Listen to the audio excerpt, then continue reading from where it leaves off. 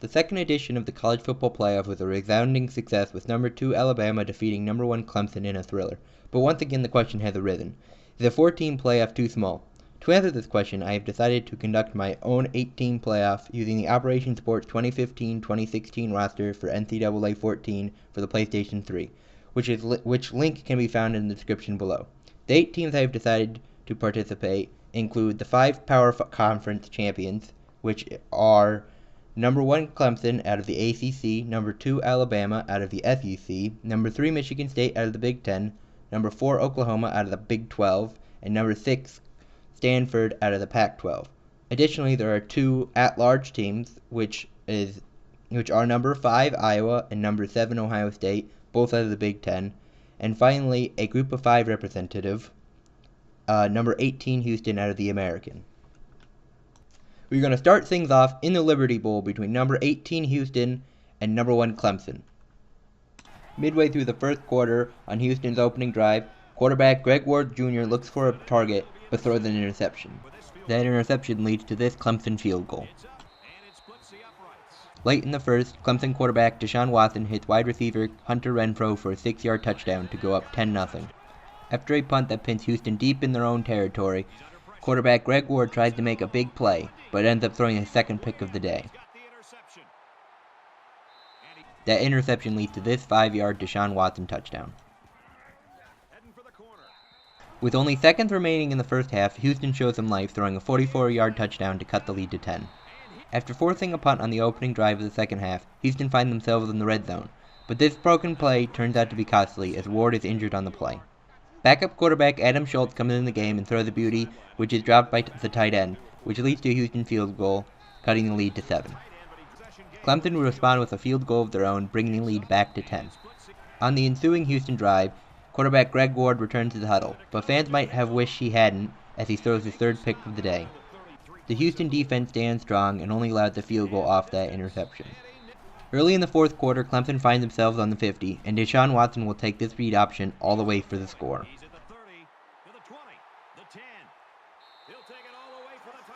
Clemson would not look back from this and score 10 additional points, winning the game 40-10, to advance to the college football playoff semifinal in the Orange Bowl.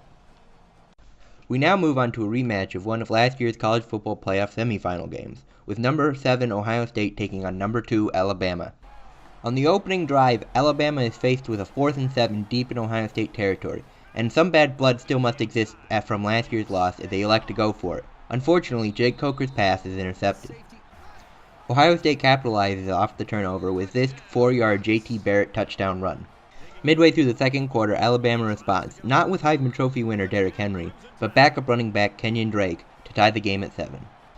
Just over a minute left in the half, and Ohio State is forced with a 4th and 4. Luckily, they are able to pick it up with a 6-yard pass to Inquad Brown. They follow this up with a 12-yard pass to Jalen Marshall. After a 2-yard pickup, OSU finishes the drive with a 18-yard touchdown to Braxton Miller. Alabama, not to be outdone, seems to want a 1-minute drive of their own, as they return the kickoff to around the 47. He's to the 20. He's out to the 30.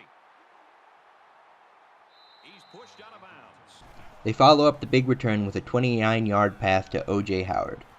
Tackle around the 24-yard line. 2 plays later on a 3rd and 2, they give the rock to Derrick Henry, who powers forward for a 15-yard gain and a 1st and goal. They finish the drive with a touchdown pass to Robert Foster and tie the game heading into halftime. After an Ohio State 3-and-out to start the third quarter, Alabama starts off hot, returning this punt to inside the red zone despite the muff. And he has it on the corner. And he's taken down at the 22-yard line. Several plays later, they hand it off to Derrick Henry for this 3-yard touchdown. On their next drive, Alabama find themselves in the red zone once again, as they hit Robert Foster for his 2nd touchdown of the game. Early in the fourth, quarterback J.T. Barrett finds wide receiver Curtis Samuel in the back of the end zone to cut the Tide lead to 7. After a tied punt, the Buckeyes find themselves in a 4th and 2 inside Alabama territory. J.T. Barrett picks up the first on a read option, but is knocked out of the game with a concussion. After the injury, in comes campus hero Cardale Jones, who led the Buckeyes to the national championship last year. He scrambles on the play and coughes the football, which is recovered by Alabama. After an Ohio State stop, the Buckeyes are pinned deep in their own end zone. Jones seems to have shaken off that fumble as he hits Michael Thomas to get to the Alabama 36.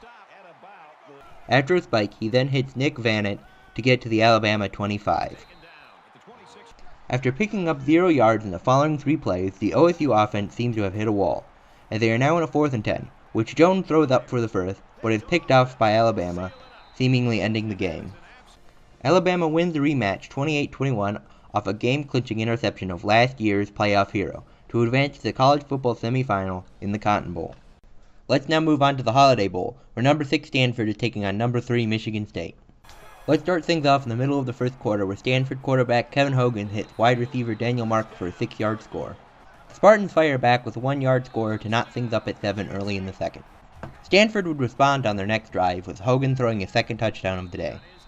Connor Cook would answer back with a touchdown of his own with just over 30 seconds left in the half. Hogan, not to be outdone, starts a half-ending drive of his own, first hitting Austin Hooper for a 15-yard gain. He then hits the target deep to get them into field goal range.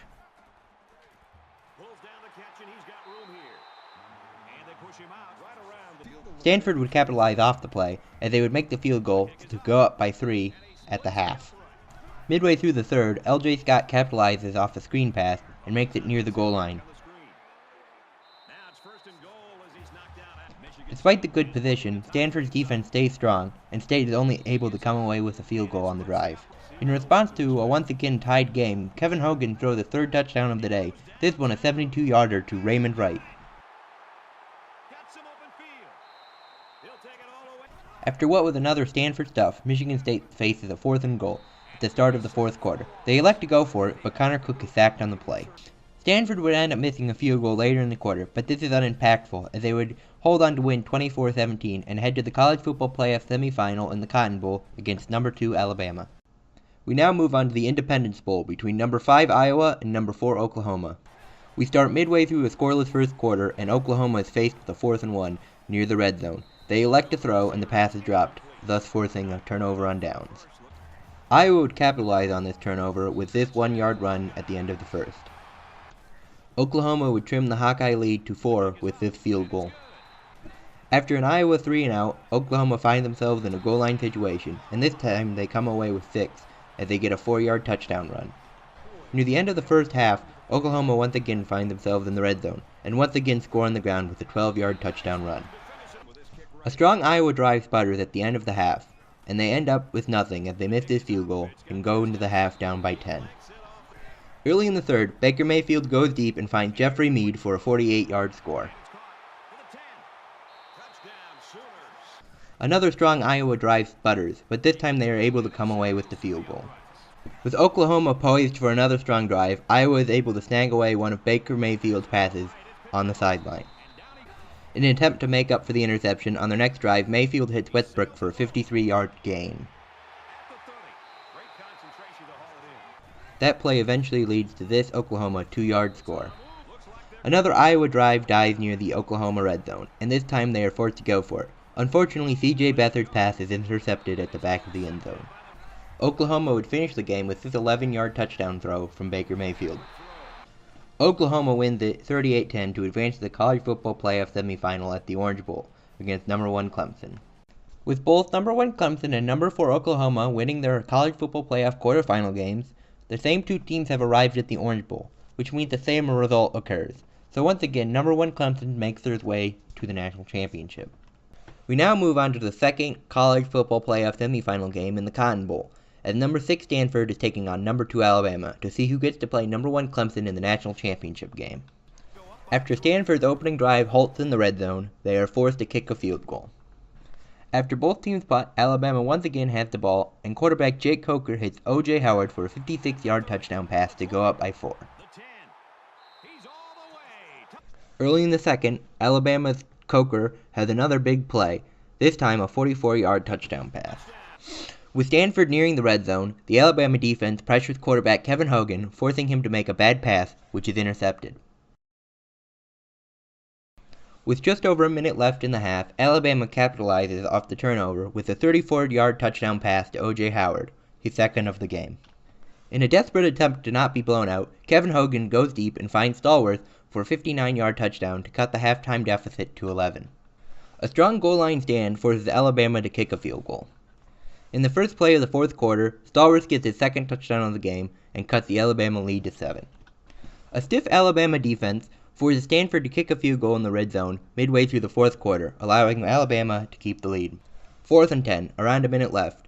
Quarterback Kevin Hogan looks deep and finds the receiver to get inside the Alabama red zone. Only moving backwards over the previous 3 plays, Stanford is stuck in another 4th down. Quarterback Kevin Hogan looks for a receiver on the sideline, but the pass is intercepted, clinching the game for Alabama. Alabama wins another playoff game on a game-sealing interception as the Crimson Tide advance to the national title game in Glendale against number 1 Clemson on the back of a 24-20 victory over the Stanford Cardinals. With both number 1 Clemson and number 2 Alabama winning their college football playoff semifinal games, the Cotton and Orange Bowl respectively, the same 2 teams have made it to the national championship game, which means the same result occurs. So despite an 8-team tournament, Alabama is still crowned the national champion with a win over Clemson. Hey guys, I hope you liked the video. If you enjoyed it, please leave a like. If you want to see more videos like it, please subscribe, and there'll be more videos coming every week.